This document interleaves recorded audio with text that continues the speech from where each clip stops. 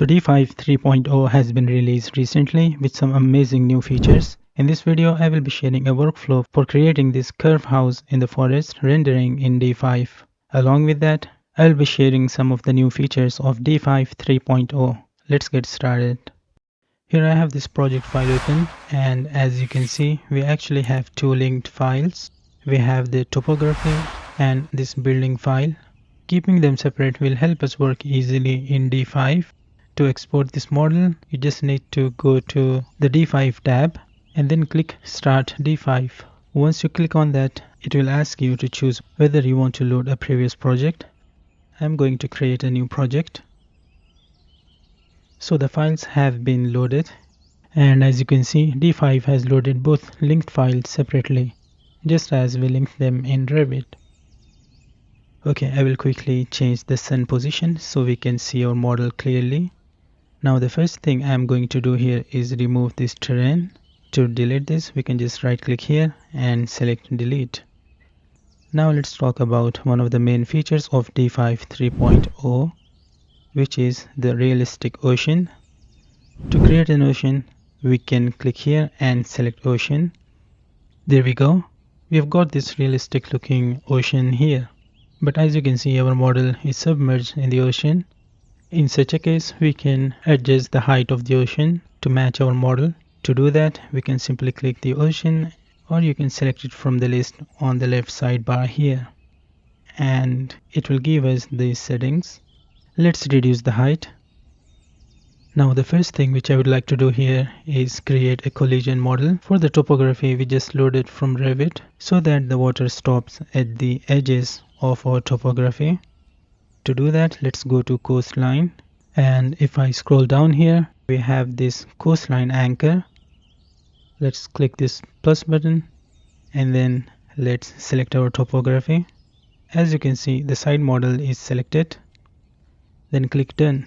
Now we have these waves and the water stops at the edge of our model, which is pretty cool. Now I will quickly adjust the settings to match our scene. Here we can adjust the color of the water as well, which we'll do later on. And we can adjust the depth as well. If you reduce the values here, the water will be a bit lighter. These were the general settings. Now let's move on to coastline. Here you will find settings to adjust the wave size, speed and width. We can also adjust the foam intensity and foam size.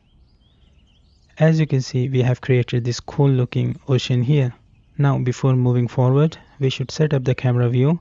I'm going to create a camera view from this angle. Let's change the camera projection to 2-point perspective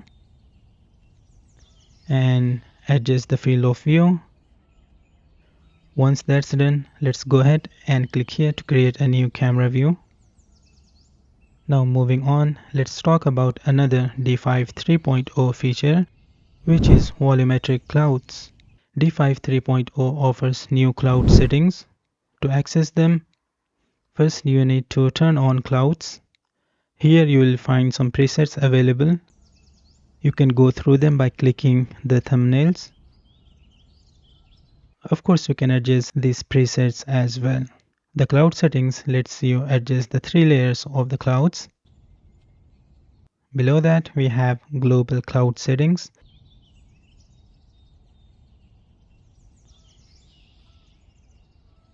Now if I scroll down, we have some new parameters added to the fog.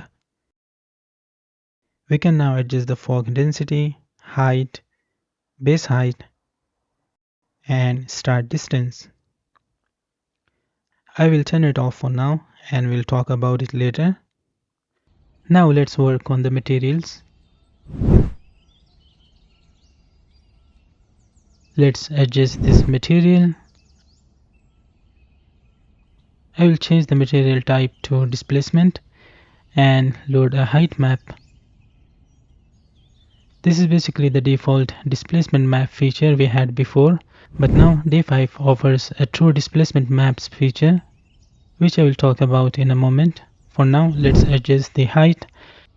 I'm going to change the base color to make it a bit brighter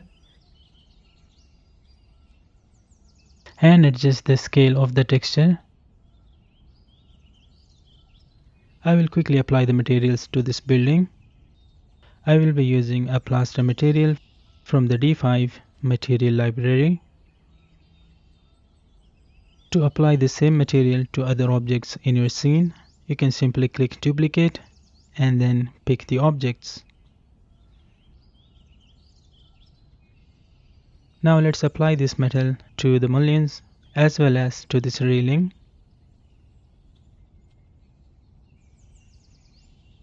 I am going to leave the stairs as they are with the concrete material which was applied in Revit. Now let's go back to the camera view and see how it looks. Okay, I think I should just make this plaster material a little darker. We can do that by editing the base color of this texture. Perfect. Now moving on, let's talk about the true displacement map feature of D5 3.0. Let's see how we can use this feature. First, I am going to pick this material and then change the material template to displacement and batch import some PBR textures. Let's resize the texture. Here we have the height slider which we spoke about earlier. To use true displacement, you need to click here and turn it on, and the texture will be converted into a true displacement material.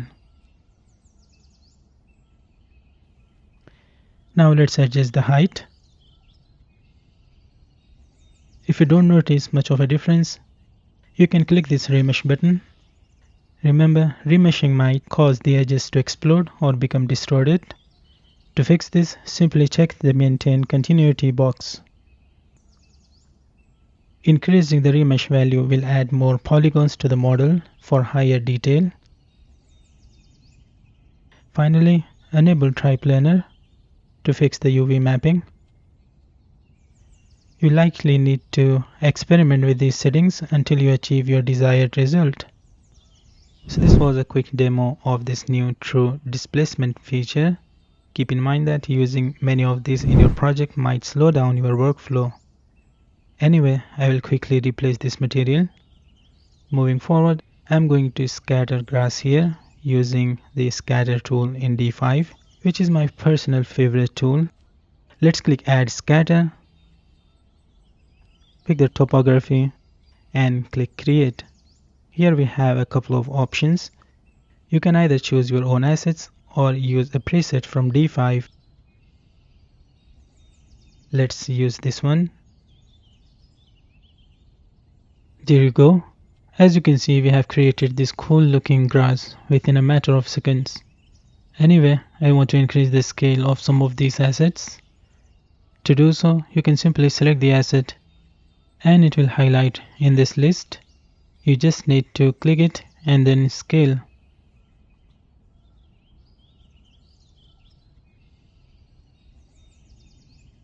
If you notice, it feels like the grass is missing. It's actually not. By default, D5 sets the cull visibility to 50 meters to not put too much load on your PC, but you can always increase that value in the preferences, then rendering.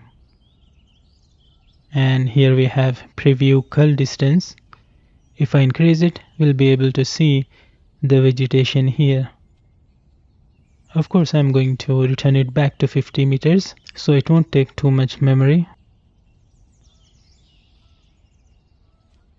Now to create pathway on this scattered vegetation, we can go to the top view and select the vegetation. If you notice, we have effects. Just click this plus button and then we have two options. You can either select a model or use a brush tool. I'm going to use the brush tool and create this random pathway here.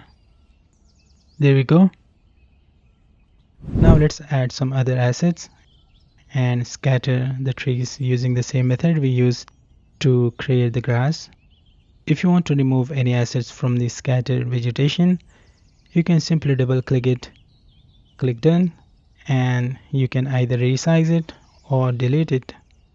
I will get back to you after placing the assets. So I have added the assets. Now let's talk about one of the coolest features of D5 3.0, which is generating an asset using an image. To do so, you need to click this AI model generation button here.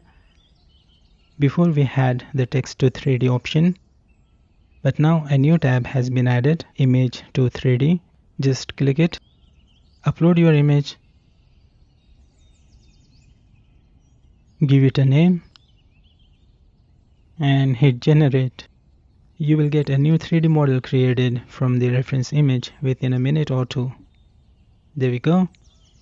Now let's click it to add it to our scene. We might need to resize it.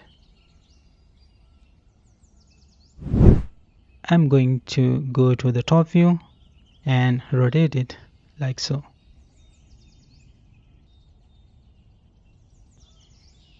Now let's change the color of the ocean. I want to make it look like a muddy lake. To do so, just select the ocean and change the color from here. Perfect.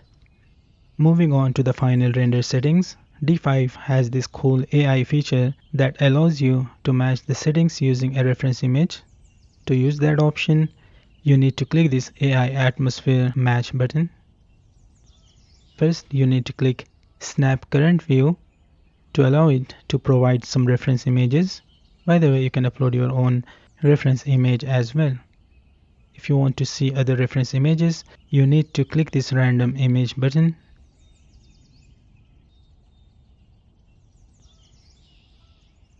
Let's use this one and hit generate. There we go. Our scene now matches the reference image.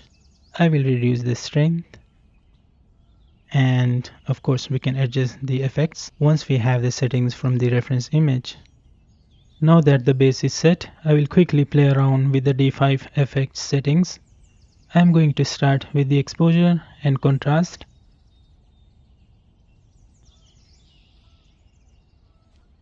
Then I will fine tune the highlights and shadows to make sure we aren't losing any detail. Next, I will adjust the color temperature to give the image a more natural outdoor feel. I'm going to add a slight vignette which darkens the edges and adds a nice cinematic touch. Finally, I will add some outlines. This is a great way to highlight the edges. It is these settings that help us create a perfect looking render. We also have a custom background feature down here, which is pretty useful for creating diagram renderings. Okay, the AI atmosphere option changed the sky, so I will quickly replace that. I would like to add some fog before exporting. Perfect. Now let's export the rendering. We'll go for 16:9 and 4K resolution. Let's hit render. So the rendering has finished and here are the results. I think they turned out pretty good compared to the effort we put in. So this completes my Revit to D5 rendering workflow video. We spoke about some of the new features of D5 3.0 version as well. I hope you found this video helpful. There are more videos to come soon. Be sure to hit that subscribe button and turn on notifications. And I will see you guys in the next video.